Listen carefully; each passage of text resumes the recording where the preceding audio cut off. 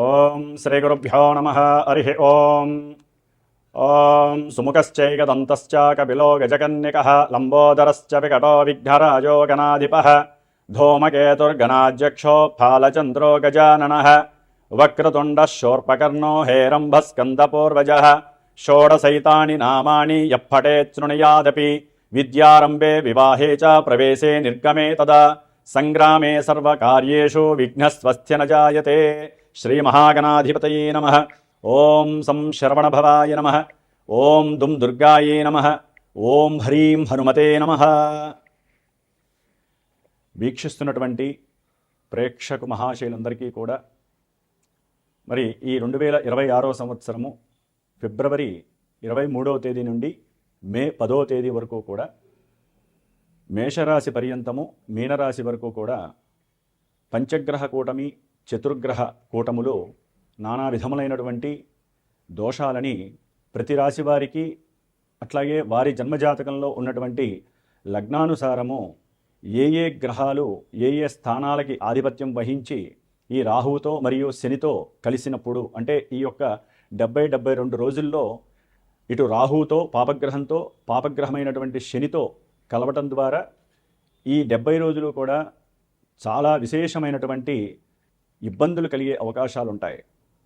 అందుకని ముఖ్యంగా జన్మ రాశి ప్రకారము ఫలితాలు కొంతవరకు మాత్రమే మనకి అన్వయించబడతాయి. అందులో ముఖ్యంగా ఫిబ్రవరి 23 నుండి ఏప్రిల్ 5వ తేదీ వరకు కూడా కుజుడు రాహువుతో కలిసి ఎదురుకుండా ఉన్నటువంటి కేతువుతో దృష్టి కలిసి ఉండటం చేత కుజరాహు కేతువుల యొక్క సమ్మేళనం, అలాగే ఏప్రిల్ 6వ తేదీ నుండి మే 10వ తేదీ వరకు కూడా ఈ కుజుడు శని భగవానుడితో కలవటము, అది మీనరాశిలో. ఈ యొక్క కుజరాహువుల యొక్క కేతువు యొక్క సమ్మేళనం కాలసర్ప యోగ దోషాలని, అట్లాగే వారి యొక్క జన్మజాతకాలలో ఏదైనా కుజదోషాలు కానీ సర్పదోషాలు కానీ పితృదోషాలు కానీ, అట్లాగే వారికి నడుస్తున్నటువంటి దశల్లో ఏదైనా కుజ మహర్దశో రాహు మహర్దశో కేతు మహర్దశలో అంతర్దశలో శనికి సంబంధించినటువంటి మహర్దశలు కానివ్వండి, అట్లాగే ఏలినాటి అష్టమ అర్ధాష్టమ కంటక వేద శనిగ్రహ దోషాలు కానివ్వండి, జన్మజాతకాలలో కుజుడు రాహు కలిసి ఉన్న, అట్లాగే కుజుడు శని కలిసి ఉన్న, కుజశుక్రులు కలిసి ఉన్న, రాహుశుక్రులు కలిసి ఉన్న, ఇట్లా మల్టిపుల్గా వారి యొక్క జన్మజాతకాలలో లగ్నాతో ఉన్నటువంటి స్థానాధిపత్యం పరంగా రకరకాల వైబ్రేషన్స్ అన్నీ కూడా వారి యొక్క జన్మ నక్షత్రానుసారము జన్మ రాశి ప్రకారము ఇప్పుడు ప్రజెంట్ గోచారంలో ఈ 70 రోజులు కూడా ఆ ఇచ్చేటటువంటి శుభ ఫలితాలు ఒక రకంగా ఉంటాయి. జాతకంలో కొంతమందికి వివాహ ఆలస్యాలు, లేకపోతే వివాహం అయిన తర్వాత ఎన్నో రకాలైనటువంటి కుటుంబ సమస్యలతో విడాకులు అవ్వటము, అట్లాగే సంతాన ప్రతిబంధక దోషాలు, గర్భ విచ్ఛిన్న దోషాలు, 1-4 సార్లు గర్భము విచ్ఛిన్నమవుతూ మానసికంగా ఇబ్బంది పడేటటువంటి వారు, అట్లాగే మనసు చంచలంగా ఉంటూ అసలు వారు ఏం చేస్తున్నారో వారికే తెలియనటువంటి సందర్భానుచితంగా ఉండేటటువంటి ఎన్నో ఇబ్బందులకరమైనటువంటి పరిస్థితులు కానివ్వండి, అట్లాగే ఎప్పుడు చూసినా సరే వాహనాలకి సంబంధించినటువంటి దోషాలు, అది ప్రయాణాలలో ఆటంకాలు కావచ్చు, లేకపోతే 1-4 సార్లు వాయిదాలు పడవచ్చు ముఖ్యమైనటువంటి పనుల యందు, లేకపోతే ప్రయాణాలలో ఎప్పుడూ ప్రమాదాలు జరుగుతూ వారికి ఉన్నటువంటి 2 వీలర్ కావచ్చు 4 వీలర్ కావచ్చు ఎప్పుడూ కూడా ఆ యొక్క రిపేర్లు చేస్తూ వారి యొక్క ధనమంతా ఖర్చు అవుతున్నటువంటి వారు, అట్లాగే అన్నదమ్ములతో విపరీతమైనటువంటి అంటే కుటుంబంలో అన్నదమ్ముల అక్క చెల్లెల యొక్క సంబంధాలు చాలా గొప్పవి, మరి వారి మధ్య సరైనటువంటి అనుబంధాలు లేకపోవటము,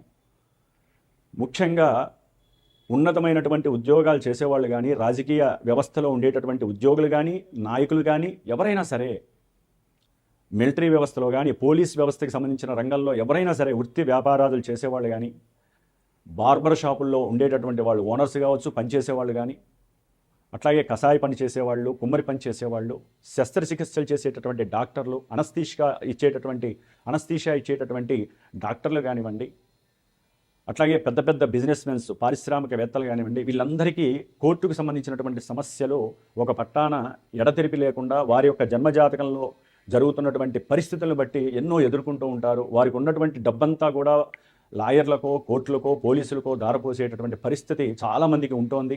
నాకున్నటువంటి అనుభవరీత్యా ఎంతోమంది ఫోన్ చేస్తూ ఉంటారు, చెప్తూ ఉంటారు. కాబట్టి అట్లాగే సంతానం పుట్టి కూడా వారు మానసికంగా ఎదగలేనటువంటి వాళ్ళు, అట్లాగే అగ్ని ప్రమాదాలు, ఊరికనే ఆ ఇళ్లలో దొంగతనాలు కావచ్చు, వాళ్ళ బంగారాలు పోవచ్చు, లేకపోతే వారికి సంబంధించినటువంటి వ్యాపార దోపిడీ జరగచ్చు, వ్యాపారాల్లో మోసాలు జరిగేటటువంటి వాళ్ళు, వ్యాపారానికి సంబంధించి ఎప్పుడు అటువాళ్ళు ఇటువాళ్ళు చుట్టుపక్కల వాళ్ళు ఏడ్చేటటువంటి వాళ్ళు.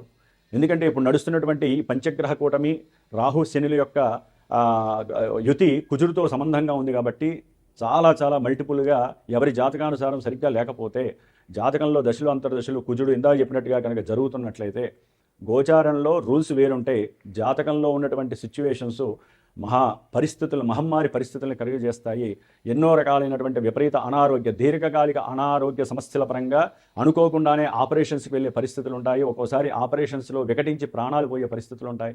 కొంతమందికి జాతకాలలో ప్రేమ విఫలం జరిగి ఇంట్లో వాళ్ళు ఒప్పుకోక వారిలో విపరీత ఆలోచనలు కలిగి ఆత్మహత్య ప్రయత్నాలు చేసుకోవటము, లేకపోతే ఒకానొకప్పుడు ఆత్మహత్యలు చేసుకున్నటువంటి వారి యొక్క ఆత్మ శాంతించక వారి కుటుంబంలో ఎప్పుడూ ఏదో ఒక అలజడి కలుగుతూ ఉండటము.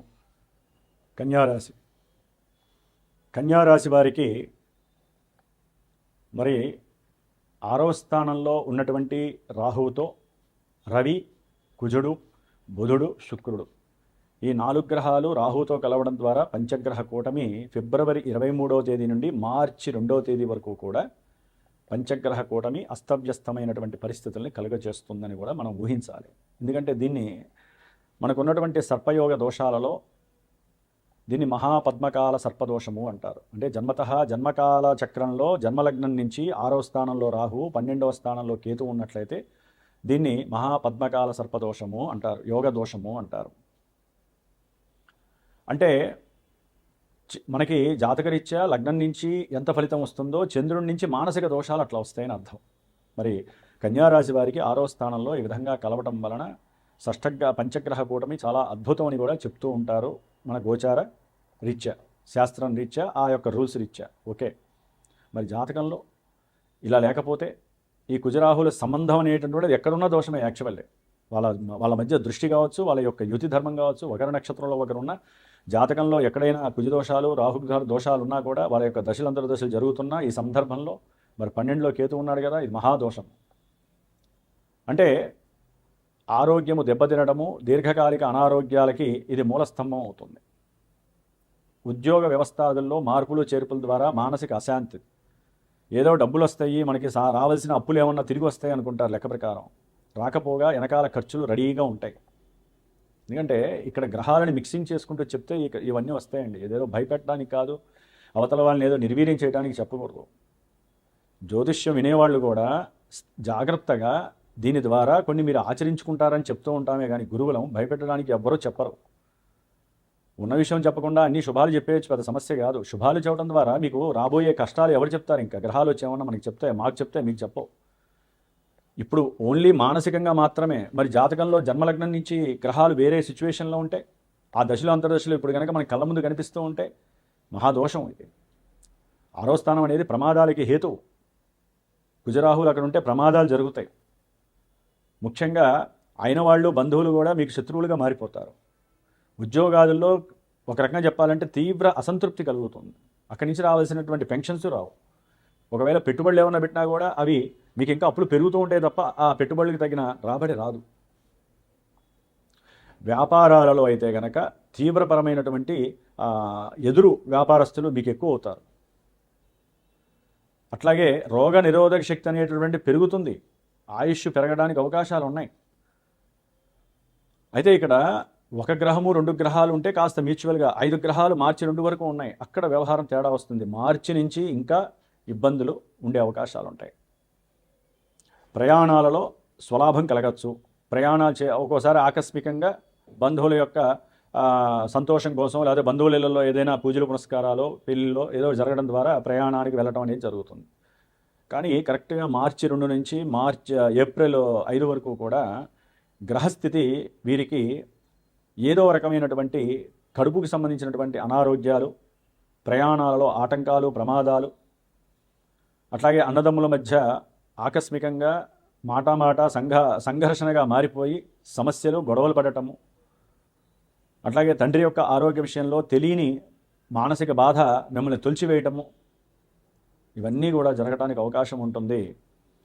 ముఖ్యంగా ధైర్యము, సాహసము మీకు పెట్టింది పేరుగా మీకు ఉంటాయి, కానీ ఎక్కడో సన్నగిల్లుతూ ఉంటాయి రాహు యొక్క సంబంధం వలన.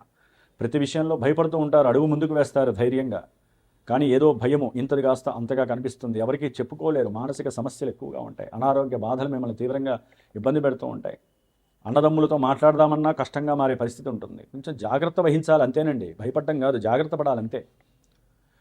మరి ఇదే కుజుడు ఏప్రిల్ 6 నుంచి మే 10వ తారీఖు వరకు శనితో కలిసి సప్తమ స్థానంలోకి వస్తున్నాడు కన్యారాశి వారికి. మరి ఇది ఎట్లా ఉంటుందండి? సంతానం విషయంలో మీరు అనుకున్నటువంటి తీర్పు కానీ, మీరు అనుకున్నటువంటి పద్ధతులు కానీ, మీరు అనుకున్నటువంటి సంకల్పం కానీ నెరవేరడం చాలా కష్టంగా ఉంటుంది. అట్లాగే ఆకస్మికంగా కొంతమందికి సంతానపరమైనటువంటి నష్టాలు కలుగుతాయి. అంటే సంతానం డబ్బును నష్టపోవచ్చు, సంతానము వారికి సంతానం కలుగుతుందంటే ఆ సంతానం నష్టపోవచ్చు, అయితే ఈ సంతానం దుర్వ్యసనాలకి లోపభూయిష్టంగా తయారయ్యి ప్రయాణాలు పెట్టుకొని, దూర ప్రయాణాలు పెట్టుకొని, అది ఒక ప్రేమికులను పెట్టుకోవచ్చు, ప్రేమికుడిని పెట్టుకోవచ్చు, లేకపోతే సంతోషం, వినోదం కోసం, వికాసం కోసం, లేకపోతే కొంతమంది ఉద్యోగరీత్యా ఆకస్మికంగా ప్రయాణం చేయవచ్చు. వీళ్ళందరికీ కూడా కొంత ఆకస్మికంగా ప్రమాదపు పరిస్థితులు ఎదురే అవకాశం ఉంటుంది. కుజశనుల యొక్క సంయోగము, అది కుజరాహుల సంయోగము కాలసర్పదోషం అయితే, కుజశనుల యొక్క దోషము మహాదోషము. ముఖ్యంగా భార్యాభర్తల మధ్య భగ్గుమనేటటువంటి గొడవలు ప్రారంభమవుతాయి కన్యారాశి వారికి. అసందర్భమైనటువంటి మాట తీరు, అంతమించి ఏం లేదు. అవసరం లేని విషయాలన్నీ వీరికే కావాలి, బంధువుల విషయాలు వీరు తెచ్చుకుంటే మరి గొడవలు అవుతాయి. చక్కగా మాట్లాడుకుంటారు, మాట్లాడుకొని ఒక్కసారిగా రజనంటుకున్నట్టుగా ఉంటుంది. ప్రేమంతా కూడా కొలాప్స్ అయిపోతుంది వీళ్ళ మధ్య.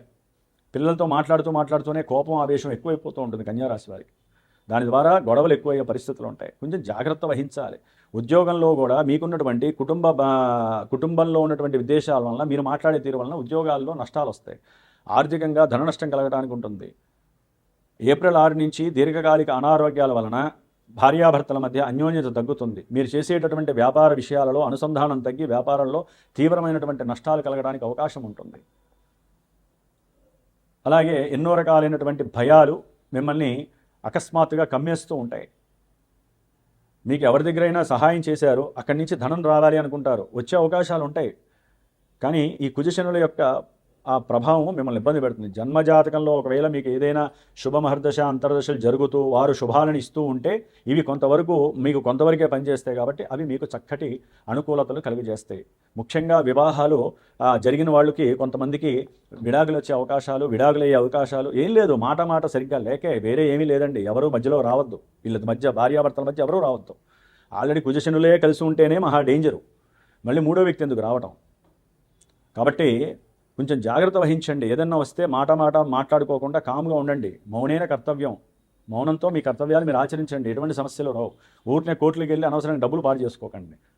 మీకు ఏదైనా సమస్యలు ఎక్కువగా ఉన్నాయి, జాతకంలో అనుకున్న పనులు జరగట్లేదు, లేకపోతే అనుకున్న ప్రయత్నాల్లో అన్నీ సఫలీకృతం కావట్లేదు, సంకల్పం సిద్ధి జరగట్లేదు, ఆకస్మికంగా ఎన్నో సంఘటనలు జరుగుతున్నాయి, అన్నదమ్ముల మధ్య విపరీతమైనటువంటి విద్వేషాలు ఉన్నాయి, కోర్టు సమస్యలు ఉన్నాయి, భార్యాభర్తల మధ్య కలహాలు ఉన్నాయి, దీర్ఘకాలిక అనారోగ్య సమస్యలు మీ డబ్బునంతా హరిస్తున్నాయి అనుకున్న వాళ్ళు ఈ శ్రీమాతా జ్యోతిషాలయ పీఠంలో మార్చి 2వ తేదీ నుండి కూడా ఏప్రిల్ 5వ తేదీ వరకు కూడా ఈ కుజరాహు కేతువుల యొక్క సమ్మిళనం దోష ప్రభావం, అంటే కాలసర్పయోగ దోష నివారణార్థం ఎవరికైనా జన్మజాతకంలో కానీ ఇప్పుడు కానీ వివాహరీత్యా కానీ సంతానరీత్యా కానీ ఏదైనా గొడవలు కానీ కోర్టు సమస్యలు కానీ ఉంటే దాని రీత్యా కానీ సుబ్రహ్మణ్య పాశుపత హోమం అనేటటువంటిది మార్చి 18వ తారీఖు జరుగుతోంది. మరి ఈ ఏప్రిల్ 5వ తారీఖు వరకు కూడా దాదాపు ఒక 33 రోజులు కూడా గణపతి, దుర్గా, సర్పసూక్త జప పారాయణలు జరుగుతున్నాయి. కుజరాహు కేతువుల యొక్క జపాలు చేస్తున్నాను.